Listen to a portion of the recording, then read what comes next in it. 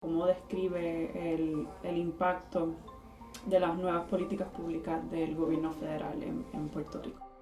Mira, la realidad es que una vez más prueba no solamente esa política pública basada en odio y miedo que ya anunciaba la administración de Trump, que un poco como los agresores uno tiene que creer que va a hacer todo lo que él dice que va a hacer, y efectivamente eso ha estado haciendo. Estamos hablando de literalmente días consecutivos de tener anuncios de política pública, órdenes ejecutivas, órdenes administrativas, obligando a cerrar servicios no solamente para personas inmigrantes, sino también para personas transgénero. Y bien importante, esto no se trata solamente de dejar de destinar dólares o centavos, sino de una campaña dirigida a la deshumanización de estas poblaciones.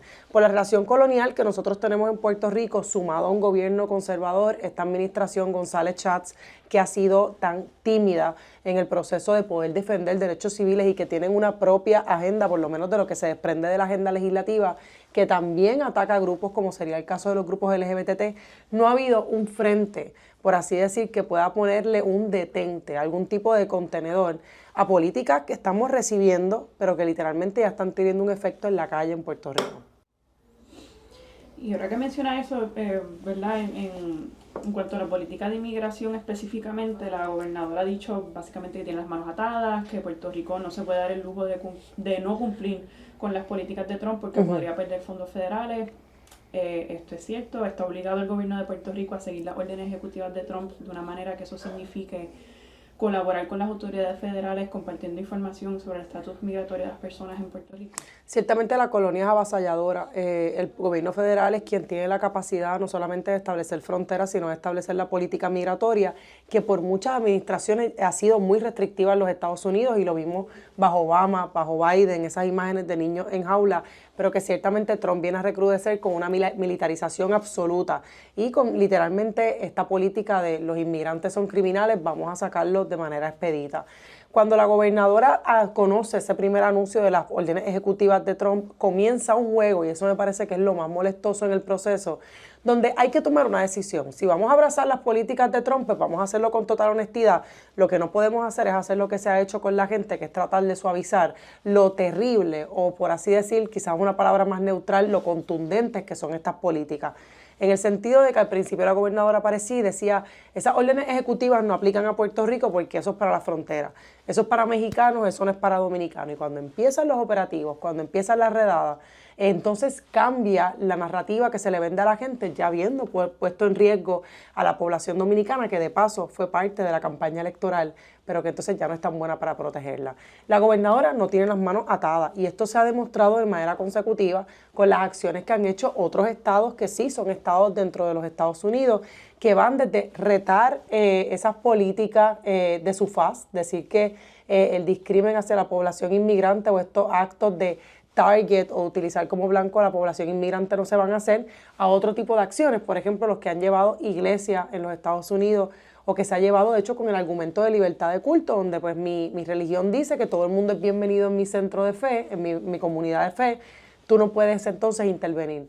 Así que habían espacios, hay cosas que la gobernadora puede hacer, pero sobre todo una expresión contundente que establezca cuál es la política pública del territorio de Puerto Rico. Importante, en el caso de esa argumentación de que vamos a perder fondos federales porque tenemos inmigrantes, mitad cierto, mitad falso, por lo menos en lo que se refiere a la amenaza.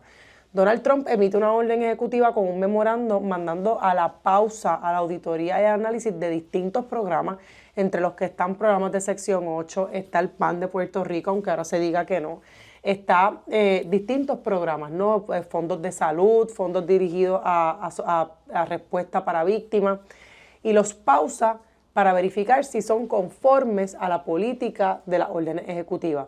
Eso es, entre líneas, decir que si apoyas inmigrantes de manera directa e indirecta, personas trans de manera directa e indirecta, otros grupos que él también pues ha emitido órdenes, pues puedes tener consecuencias. Sin embargo, hay defensas también. Nuestro derecho constitucional, el derecho constitucional federal, es claro en la capacidad que tiene el Ejecutivo de utilizar lo que se conoce como el spending power, el poder de gastar dinero. Ese spending power está limitado. El gobierno federal no puede coaccionar a los estados o jurisdicciones a aceptar políticas públicas a cambio de castigarlo quitándole fondos, o castigarlo quitándole grants, por ejemplo, o acuerdos que ya están en vigor. Y la gobernadora sabe, es abogada, sabe esto o debe tener un equipo de asesores que lo sabe, así que hay forma de defender. Nos parece muy preocupante en medio de todo este contexto y la respuesta que sea simplificarlo, dominicanos por dinero. Literalmente esa es la ecuación y eso es inaceptable.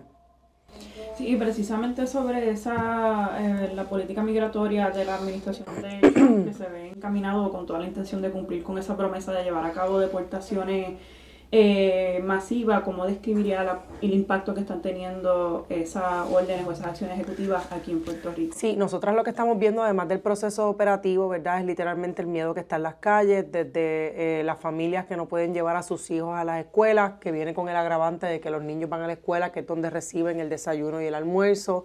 Familias que se preguntan si tienen que hacer poderes en caso de que los arresten, qué es lo que va a pasar con sus menores de edad o con las personas que tienen a su cargo.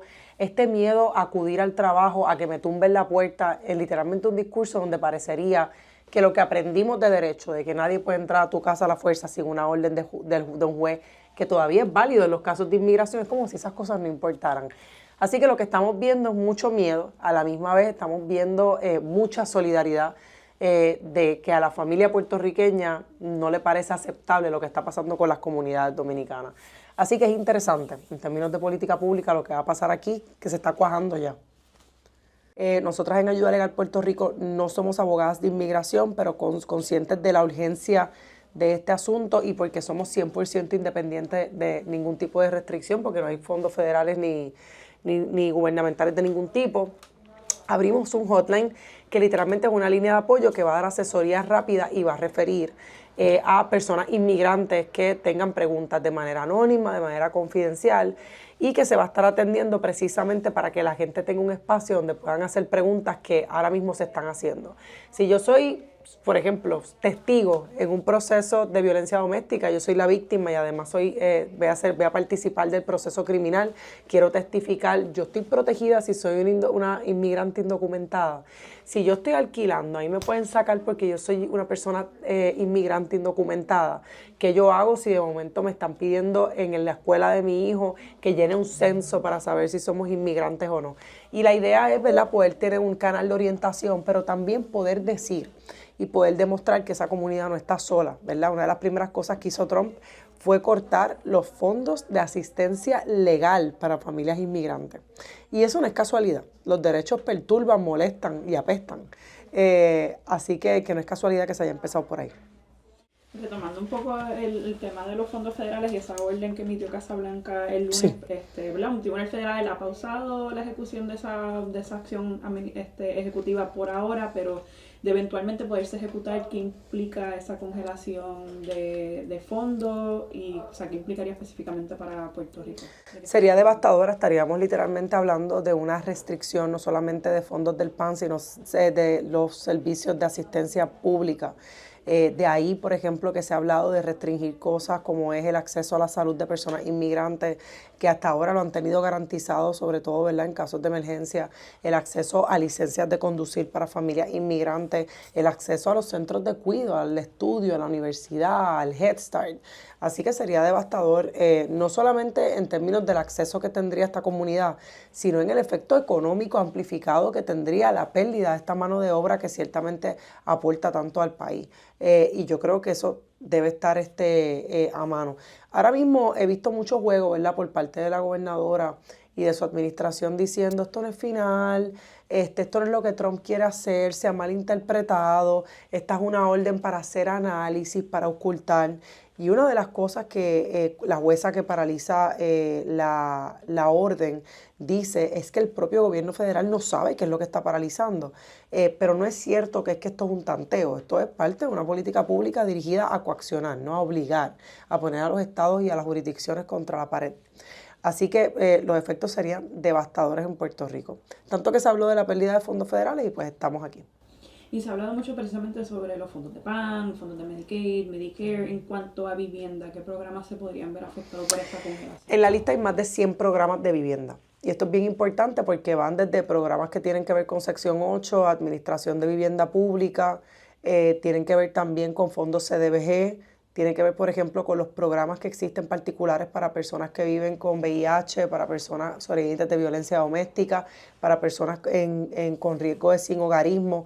Así que esas asistencias están ahora mismo paralizadas y sobre todo la amenaza a las organizaciones que brindan servicios con ese dinero de que si directa o indirectamente dan el servicio a estas poblaciones inmigrantes, podrían, ¿verdad?, perder literalmente esos fondos cuando se acabe ese análisis.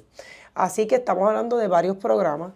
Es importante que también Trump ha dicho en otros espacios sobre otro tipo de políticas de vivienda que él entiende que entorpecen el proceso, que van desde las hipotecas FHA, que de hecho en Puerto Rico son más del 70% de nuestro mercado hipotecario, hasta el hecho del intento de regular un mercado de vivienda. Para Trump eso es molestoso, igual que regular la recuperación tras desastres de casas, por ejemplo, a través de FEMA. Esas cosas para él molestan y hay que sacarlas del medio y entregarlas al libre mercado.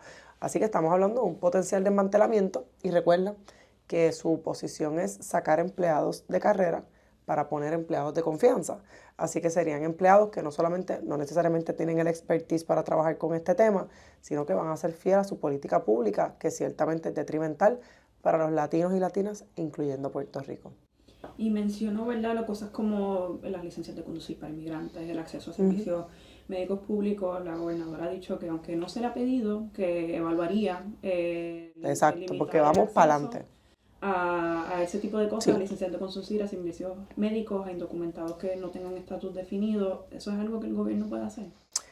Todavía el gobierno de Puerto Rico está bajo la premisa, o esa es mi percepción, de que el servilismo ante la figura de Donald Trump va a rendir algún tipo de fruto. Y eso va desde cuando el mundo, incluyendo los Estados Unidos, estaban escandalizados con las órdenes ejecutivas. Aquí se estaba hablando de hacerle una estatua a Trump. Mientras estamos hablando de los estados muy adinerados, estados con grandes poblaciones puertorriqueñas, están hablando de cómo detener las órdenes de Trump para proteger el dinero del Estado. Aquí se está hablando de cómo podemos dar la milla extra, ¿verdad?, para satisfacer a la administración de Trump y entonces quitar cosas que ni siquiera se han pedido que se eliminen. Aquí, por ejemplo, mientras se está hablando de cómo podemos proteger a las mujeres en Estados Unidos, aquí estamos hablando, por ejemplo, de cómo liberar listas de víctimas y testigos alegadamente para protegerlas del Departamento de Justicia. Si aquí pensamos que es una competencia por quién se arrodilla más rápido para conseguir algún tipo de gracia, se nos pierde de perspectiva que Donald Trump ha pensado de manera consistente que los puertorriqueños y las puertorriqueñas no merecemos el favor de los Estados Unidos.